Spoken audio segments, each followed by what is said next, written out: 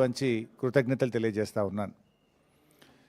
ఇవాళ రేవంత్ రెడ్డి ఇచ్చిన SIT notice అంతా కూడా ఒక ట్రాష్. నిజంగా చెప్పాలంటే ఈరోజు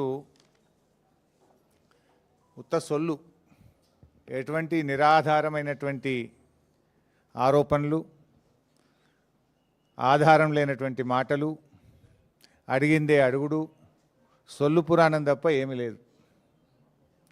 ఒక్క ఆధారం కూడా చూపలేదు. ఓ గంట అడుగుడు, గంట అడగంగానే పైకెళ్ళి ఫోన్లు వస్తాయి, బయటకు పోవుడు, గంట మాట్లాడుకొని మళ్ళీ వచ్చుడు, మళ్ళీ ఒక అర్ధగంటను గంట అడగంగానే మళ్ళీ సైకిల్ వస్తాయి, బయటకు వెళ్ళి ఫోన్ అనగానే మళ్ళీ బయటకు పోవుడు. మరి ఆ ఫోన్లు రేవంత్ రెడ్డి చేస్తుండా, సిపి సజ్జనార్ చేస్తుండా నాకు తెలియదు, కానీ ఫోన్లు వచ్చుడు, బయటకు పోయి మాట్లాడు. బయటకు పోయి ముగ్గురు పోతారు, ఇక ముగ్గురు అధికారులు కలిసి అడుగుతూ ఉండ్రి. ముగ్గురు బయటకు పోవుడు, గంట మాట్లాడుకొని వచ్చుడు, గంట అడుగుడు, అడిగిందే అడుగుడు తప్ప అందులో ఏమీ లేదు.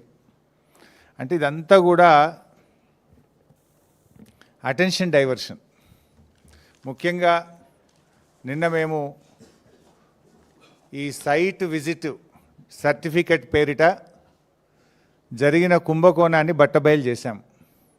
సైట్ విజిట్ సర్టిఫికెట్లో మొదటి లబ్ధిదారుడు ముఖ్యమంత్రి బావమరిది. రేవంత్ రెడ్డి బావమరిది భాగోతాన్ని పొద్దుగాల బయట పెడితే సాయంత్రానికి నోటీసు పంపిండు నాకు. అంటే ఇదంతా డైవర్షన్ పాలిటిక్స్. మేమేమడిగినాము? సిట్టింగ్ జడ్జితో విచారణ జరపండి అన్నాం. రేవంత్ రెడ్డి నీకు ధైర్యం ఉంటే, నిజాయితీపరుడు అయితే, నువ్వు తప్పు చేయకపోతే తక్షణమే సుప్రీంకోర్టు, హైకోర్టు సిట్టింగ్ జడ్జితో విచారణకు ఆదేశించు. ఈ బొగ్గు కుంభకోణాల్లో జరిగిన అవినీతిని మొత్తం బట్టబయలు చేద్దాం. నువ్వు తప్పు చేయకపోతే, నువ్వు నిజాయితీపరుడు అయితే మేము అన్ని ఆధారాలు కూడా మీరు వేసిన సిట్టింగ్ జడ్జి గారికి అందించడానికి సిద్ధంగా ఉన్నాం. నువ్వు చీటికి మాటికి సిట్లు వేస్తున్నావు కదా, కమిషన్లు వేస్తున్నావు కదా. ఇవాళ మేము అన్ని ఆధారాలతో సూటిగా ఆరోపణ చేస్తున్నాం. నీ బావమరిదే మొదటి లబ్ధిదారుడు, నీ బావమరిదే ఈ రింగుకు మొత్తం కింగ్ పిన్ను, నీ బావమరిదే ఈ సింగరేణిలో 1000 కోట్ల కుంభకోణానికి తెరలేపిండు. నువ్వు అంత నిజాయితీపరుడు అయితే, తప్పు చేయకపోతే కమాన్ సిట్టింగ్ జడ్జితో విచారణకు ఆదేశించు, మేము రుజువు చేస్తాం. ధైర్యం ఉంటే ఆదేశించు. అంటే మీ భాగోతాలు బయటపడ్డాయి.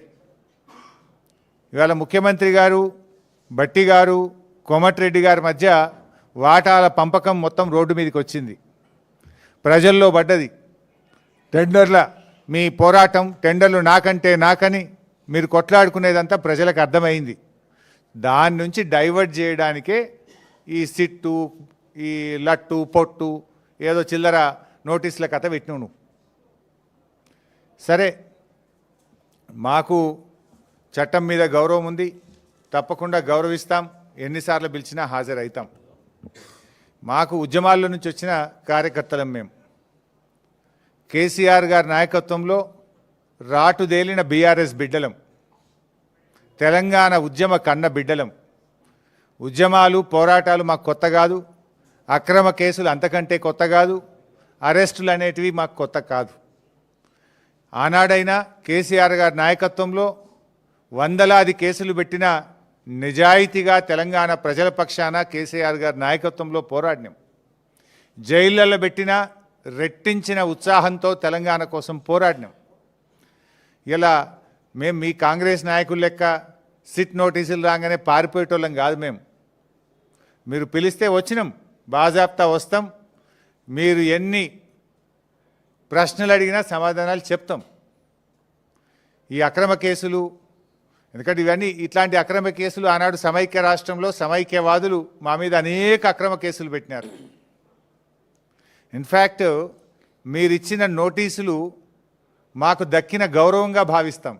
ఎందుకు ఈ మాట అంటున్నా అంటే, పొద్దుగాల నీ బామ్మర్ది భాగవతం బయట పెడితే సాయంత్రం నోటీస్ ఇచ్చినావు. ఇది రాష్ట్ర ప్రజలందరికీ అర్థమైపోయింది కదా.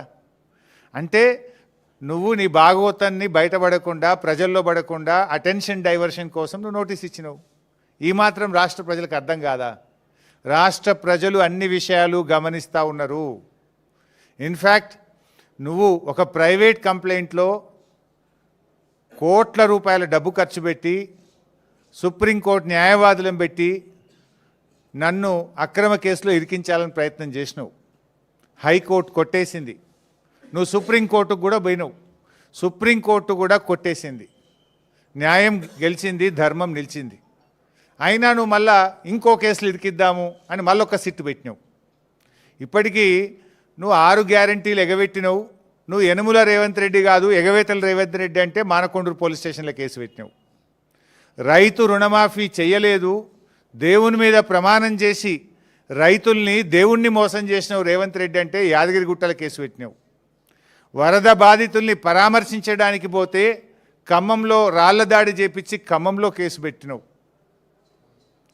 ఎవరో ట్వీట్ చేసిందని చెప్పి నా మీద హైదరాబాద్లో పోలీస్ స్టేషన్లో కేసు పెట్టించినావు.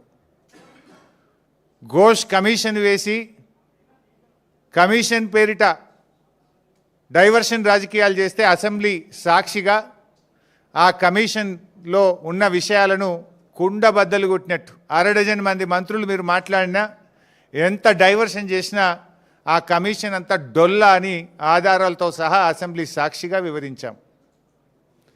నిన్న నీ బామ్మర్ది బొగ్గు కుంభకోణం బయట పెట్టంగానే సాయంత్రం మళ్ళొక సిట్ నోటీస్ పంపినావు. ఇది రాష్ట్ర ప్రజలు గమనిస్తున్నారు. రేవంత్ రెడ్డి పోలీసులను వెనకబెట్టుకొని పిరికి పందలాగా నాకు సిట్ నోటీసులు ఇచ్చుడు కాదు. ధైర్యం ఉంటే రాజకీయంగా ఎదుర్కో. కమాన్ మాట్లాడదాం, ఏడగొట్లాడదామో కొట్లాడదాం. నీకు ధైర్యం ఉంటే 6 గ్యారెంటీల మీద మాట్లాడదాం, రైతు రుణమాఫీ మీద మాట్లాడదాం, బొగ్గు కుంభకోణం మీద మాట్లాడదాం, ఇండస్ట్రీస్ కుంభకోణం మీద మాట్లాడదాం, భూముల కుంభకోణం మీద మాట్లాడదాం, పవర్ కుంభకోణం మీద మాట్లాడదాం, ఏ కుంభకోణం మీద మాట్లాడదాం. నీ ప్రభుత్వం కుంభకోణాలకు నిలయంగా మారింది. నీ ప్రభుత్వం ఇవాళ మొత్తం ఎక్కడికక్కడ దోచుకొని తింటా ఉన్నారు. ప్రజలకు ఇచ్చిన గ్యారంటీలు గాలికి వదిలేసిండ్రు. అందిన కాడికి దండుపాలెం ముఠాలాగా దోచుకుంటా ఉన్నారు మీరు. మీ దోపిడికి మేము అడ్డు వస్తున్నామని, నీ దోపిడిని కేటీఆర్ గారు, మా బీఆర్ఎస్ నాయకులు ఎక్కడికక్కడ ప్రశ్నిస్తున్నారని నువ్వు చిల్లర రాజకీయాలకు పాల్పడతా ఉన్నావు.